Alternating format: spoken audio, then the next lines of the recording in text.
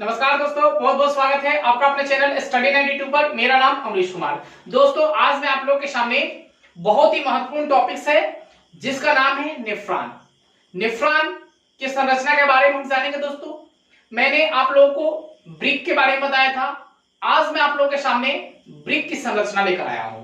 दोस्तों, अगर इस चैनल पर आप नए हैं तो फटाफट इस चैनल को सब्सक्राइब करें, बेल आइकन को प्रेस करें ताकि हमारी आने वाली पहली नोटिफिकेशन आपके पास पहुंच सके। तो चलिए दोस्तों, मैं वीडियो को स्टार्ट करता हूं। दोस्तों, पहली बात है कि नेफ्रॉन जो है वो हमारे शरीर के लिए बहुत ही लाभदायक है, क्योंकि नेफ्रॉन की सहायता से ही मेरे शरीर में, यानी आपके शरीर में हो या मेरे शरीर में हो या जीव जंतु के शरीर में हो, किसी के शरीर में ब्लड सर्कुलेशन सिस्टम को बनाए रखने के लिए नेफ्रॉन की आवश्यकता होती है। ठीक है, नेफ्रॉन हमारे ब्लड को शुद्ध करता है और अशुद्ध रक्त को बाहर की ओर निकालता है।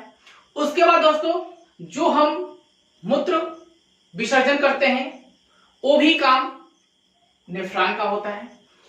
हम जानते हैं, आप जानते हैं कि हमारे शरीर से निकलने वाले जो पेशाब होते हैं, क्या उसमें क्या क्या पाया जाता है आप जानते हैं? वह पेशाब कैसे बाहर की ओर निकलता है, क्या आप जानते हैं? तो नहीं जानते हैं तो चलिए मैं आप लोगों को बता देता हूं कि यह प्रक्रिया पूरे शरीर से कैसे होती है। ठीक है दोस्तों, तो सबसे पहले हम जानेंगे आज कि यह किसका चित्र है। तो दोस्तों, आप याद रखिएगा कि यह एक नेफ्रॉन का चित्र है। किसका चित्र है दोस्तों? तो यह नेफ्रॉन का चित्र है। देखिए, मैंने नेफ्रॉन का चित्र बनाया है, शायद आप इससे अच्छा भी बना लीजिएगा, लेकिन मैंने बनाया है। और यहां हम देखेंगे, पूरे सिस्टम को जानेंगे कि हमारे शरीर में नेफ्रॉन का कार्य क्या है। दोस्तों, नेफ्रॉन जो है वह क्या है, पूरे शरीर में यानी किसी भी ब्रिक के लिए किरणात्मक एवं रचनात्मक इकाई है। ठीक है दोस्तों, क्या है? नेफ्रॉन हमारे शरीर के लिए किरणात्मक एवं रचनात्मक इकाई है, जो पूरे शरीर में यह क्या करता है, कार्य करता है। ठीक है दोस्तों, ये नेफ्रॉन जो है वो हमारे शरीर में कितना पाया जाता है?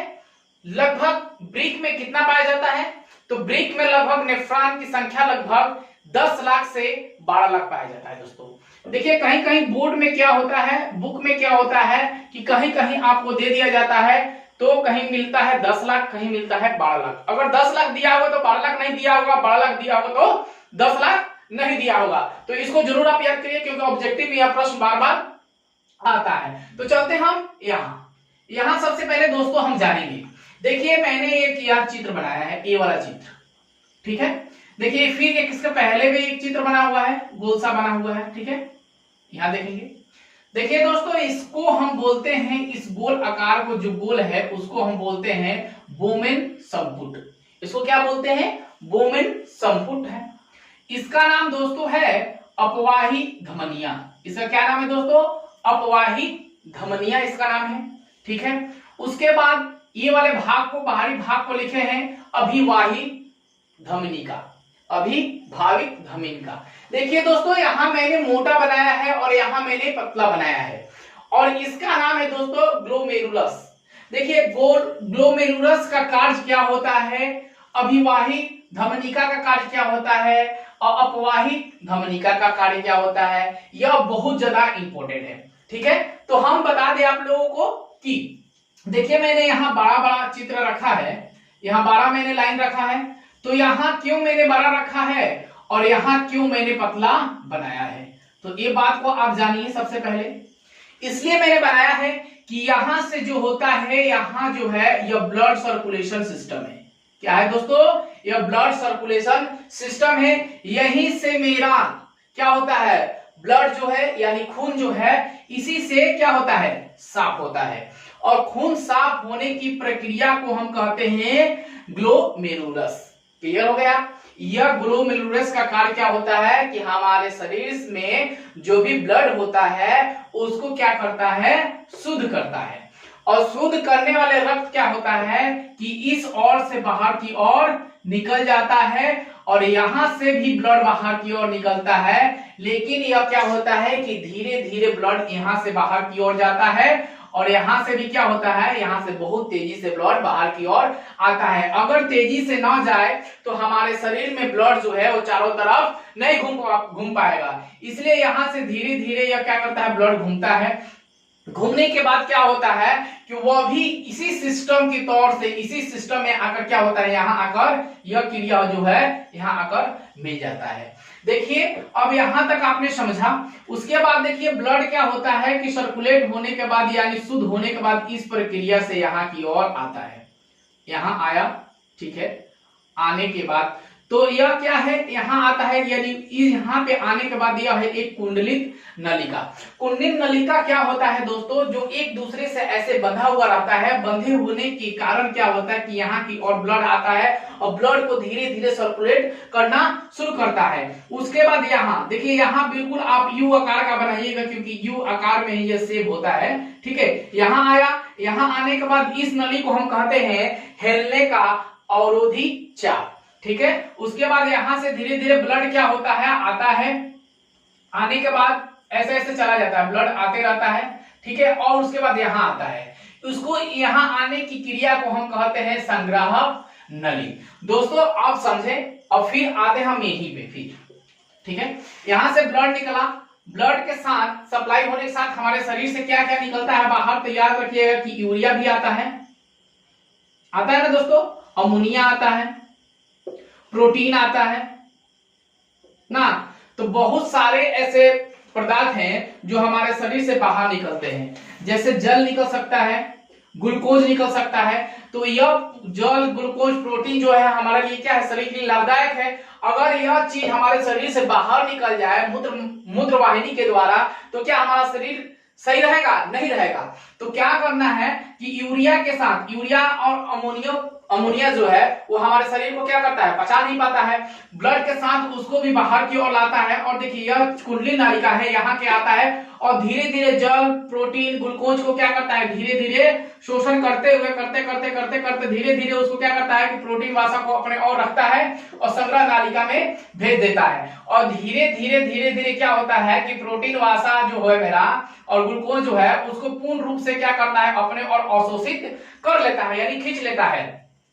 तो इस यहां तक आने के बाद इस नली को बोलेंगे दूरस्थ नली, और उसको बोलेंगे, इसको क्या बोलेंगे, नली को सामान्य संग्रह नली। अब यहां आने के बाद कहां आता है दोस्तों, तो मूत्र वाहिनी में आता है। मूत्र वाहिनी में आने के बाद हमारे शरीर से क्या निकलता है, कहा, मूत्र वाहिनी में आने के बाद मूत्राशय में चला जाता है। कहां जाता है दोस्तों, मूत्राशय में चला जाता है। मूत्राशय से हम क्या करते हैं, बाहर की ओर अवशिष्ट पदार्थों को बाहर की ओर निकाल देते हैं। तो निकलने की क्रिया में क्या क्या निकलता है बाहर, हमें तो याद रखें, आप लोग बार बार बताया गया कि यूरिया निकलता है, अमोनिया निकलता है। यह चीज जो है वो हमारे मूत्र के द्वारा बाहर की ओर निकल जाता है, ठीक है। तो यह नेफ्रॉन की पूरी प्रक्रिया को आप समझ लिए, आपको समझ में आया, ठीक है। अगर नहीं समझ में आया तो मेरे व्हाट्सएप नंबर पे आप कमेंट करके जरूर जवाब दीजिएगा कि सर मुझे समझ में नहीं आया, तो मैं वहां से आप लोगों को पूरे क्लियर ढंग से मैं समझा दूंगा, ठीक है। देखिए और बताया कि ब्रिक में कितने लगभग कोशिका पाए जाते हैं, 10 लाख से 12 लाख कोशिका क्या होती है, पाया जाता है। अब दोस्तों हम वो जानेंगे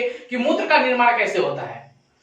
यहां समझ लिए कि मूत्र का निर्माण कैसे होता है। कोई क्वेश्चन पूछे कि आपका मूत्र का निर्माण कैसे होता है, तो आप इस प्रक्रिया को पूरे ढंग से अगर बता दीजिएगा तो यह मूत्र का निर्माण की प्रक्रिया समझ लीजिए। या हाँ, तो चलिए हम बताते हैं आप लोग को कि एक नंबर जो दिया है ग्लोमेरुलर फिल्टर। ग्लोमेरुलर फिल्टर कैसा होता है इसके बारे में हम देखेंगे और समझेंगे कि यह एक छन्ना की तरह कार्य करता है। कैसा काम करता है दोस्तों, ग्लोमेरुलर, कि यह एक छन्ना की तरह कार्य करता है। जैसे चाय देखे हैं, चाय जो बनता है तो छन्नी होता है, उसी तरह इसमें भी क्या है, यह ग्लोमेरुलर की छन्नी का कार्य करता है। यह रक्त के साथ यूरिया, यूरिक अम्ल, जल, ग्लूकोज, लवण, प्रोटीन इत्यादि को ग्लोमेरुलर फिल्टर में छाने का कार्य करता है। दोस्तों इसका चित्र कैसा होता है, दोस्तों आपको मैं बताया था इससे पहले भी कि यह कैसा चित्र होता है, तो इस आकार में होता है, ठीक है। यहां से एक पतली नालिका होती है और इसमें एक छानने वाला ग्लोमेरुलर फिल्टर होता है, ठीक है। इस आकार का फिल्टर होता है। अब यहां से क्या करता है कि यह जो छानने की क्रिया है इसको क्या करता है, छानने का कार्य करता है। उसी तरह जैसे मैंने आप लोगों को बनाया था एक चित्र, उसी प्रकार यहां हम बना दिए छोटा सा, ठीक है। तो यह शुद्ध रक्त को क्या करता है, छानने का कार्य करता है।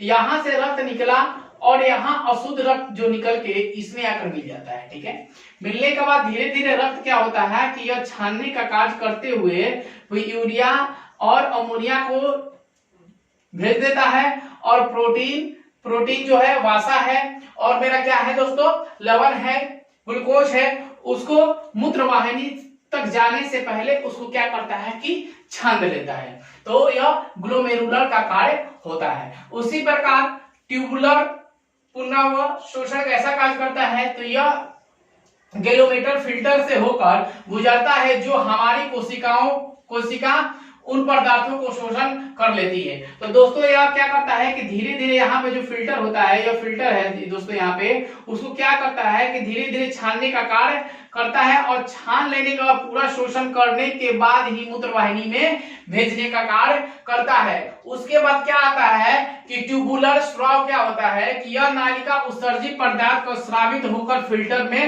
फिल्टर से निकलती है। यहाँ एक होता है स्राव नलिका। ठीक है, जो स्राव नलिका क्या करता है कि धीरे धीरे उसको क्या करता है, पूरे प्रोटीन वासा फैक्ट जो है, ग्लूकोज जो है, उसको क्या करता है कि स्रावित कर लेता है, और सिर्फ हमारे शरीर से क्या निकलता है, तो यूरिया और अमोनिया जैसे विषैले पदार्थ जो होते हैं बाहर निकल जाते हैं, नमक निकल जाते हैं, लवण निकल जाते हैं। तो इस प्रकार हमारे ब्लड के पूरे तरह से सर्कुलेशन करना नेफ्रॉन का कार्य होता है, ब्रिक का कार्य होता है। तो दोस्तों आपने समझ लिया होगा। तो दोस्तों अगर कहीं भी डाउट्स हो तो जरूर कमेंट बॉक्स में बताइएगा, और ज्यादा अपने दोस्तों में शेयर करिएगा। धन्यवाद दोस्तों।